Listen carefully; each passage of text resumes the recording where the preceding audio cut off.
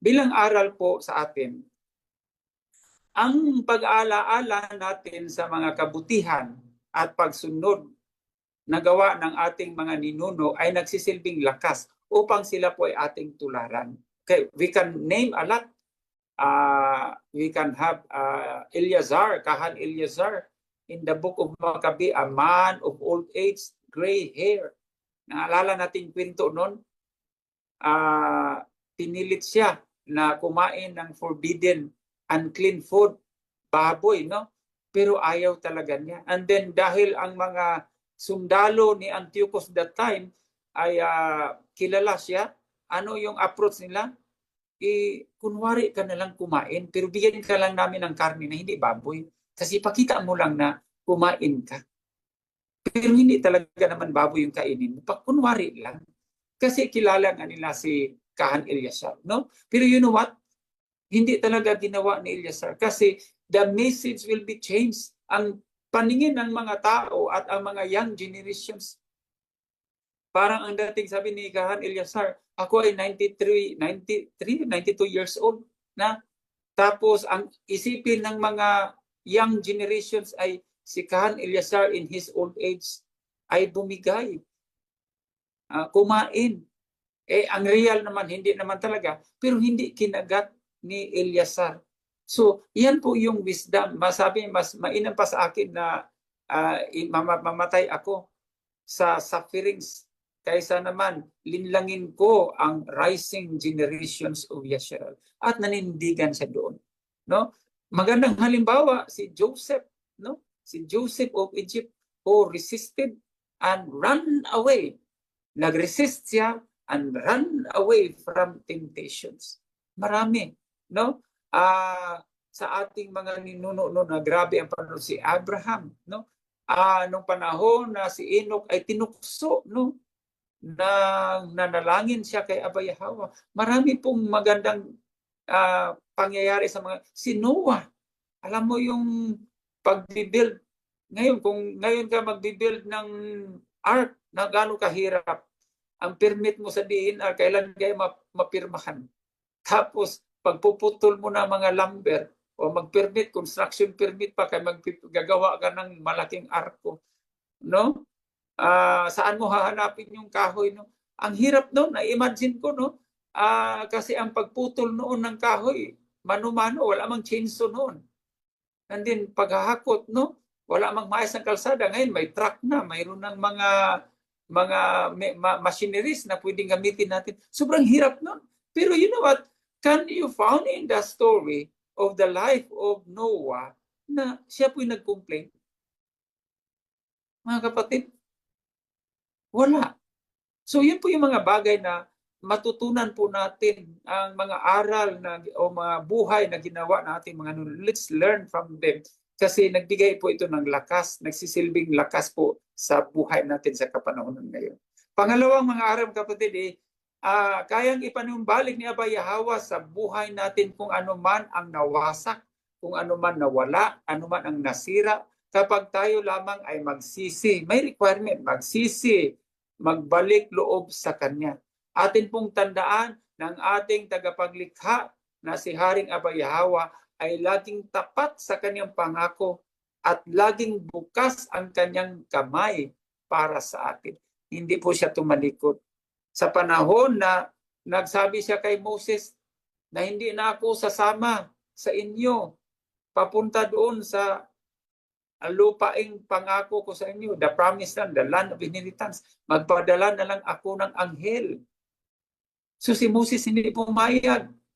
No, yan ang sabi ni Abba. But Moses refuses to accept doon sa sinabi ni Abba. Tingnan mo kung gaano siya maunawain at mapagmahal. He is our creator. At in fact, sinabi na niya. Pero look, what happened?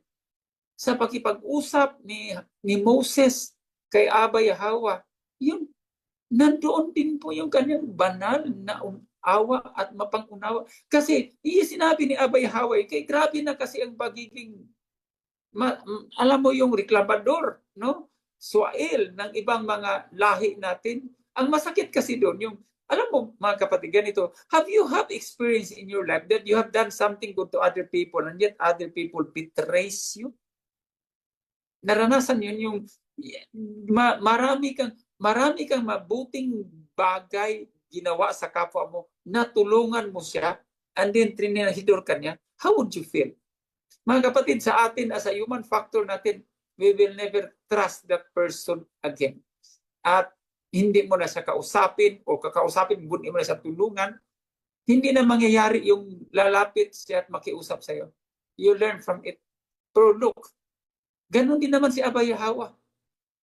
For 40 years, wala silang problema sa pagkain. Diba? Noong panahon na nauhaw sila, nagkaroon ng tubig doon sa disyerte, doon sa may bato, lumabas ang tubig.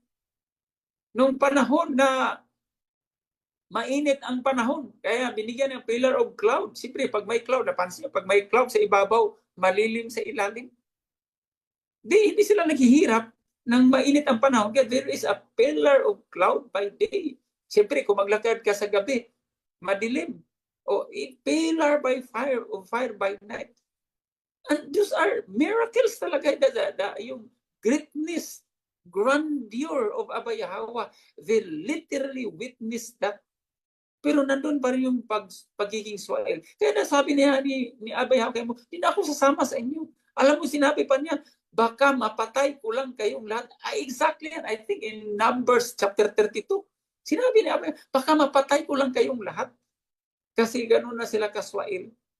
Kahit nandoon yung makapangyarihang pagmamahal at pagpapala ni Abay Hawa sa kanila. Ngunit, si Abay Hawa, kung ano man ang pakiusap, mga kapatid, sa ating tapat at auspusong pakipag-usap kay Abay Hawa, si Abay Hawa talagang ang kanyang puso sa kanyang pinili ay talagang napakalambot ang kanyang puso para sa atin. Mga kapatid, huwag natin isipin na hindi po tayo pakinggan ni Abay Hawa kasi it's a real life experience in the past sa ating mga ninuno. Hindi pa naman natin ginawa yung ginawa ng ating mga ninuno noon eh. Of course, dati tayong tumalikod sa kanya, but the moment na nakilala natin siya, tayo nga nandito sa kanya, yung mga natagpas o umalis, yun, literal, yun, ginipul tayo nandito. We hold firm na nanindigan tayo, na natili tayo. At alam mo yung kagalakan ni Abay Hawa? Ganun lang din yan. Pag sa ating mga kakilala, kaibigan, natili silang good at kind, masaya ka rin. So ganun lang din yun si Abay Hawa. Pangatlong aral na matutunan natin sa gabing ito, ang pakikinig, kasi sabi, listen, hear, no? Ang sabi ni Abay Hawa, listen, hear, makinig, gumising, no? Ang pakikinig natin ng taimtim sa mga payo, yan, paalaala, at pangaral at payo, paalaala mula sa ating punungkahan, diba? Payo, paalaala, pangaral mo sa ating mga kapatid na kahanim, ang ating mga chapter leaders, ang mga payo, paalaala, pangaral ng ating mga magulang, no, ay nakakatulong sa atin na sumunod. Tandaan na ang taimtim na pakikinig ay nakakaudyok sa ating damdamin at diwa na sumunod. Kung matutunan nating makinig, o makinig, papasok sa kaisipan natin na karapat-dapat na tayo sumunod dahil sa bawat pakikinig tayo ay nakaunawa ng tama sa mali. When we listen, pag sinabi kasing nakinig po tayo mga kapatid, yung bawat sinabi, bawat payo, ito po ay pinaprocess natin ng ating isipan at ng ating puso. That is real listening. Hindi yung narinig mo sinasabi niya pero hindi mo pinaprocess at hindi mo tinanggap.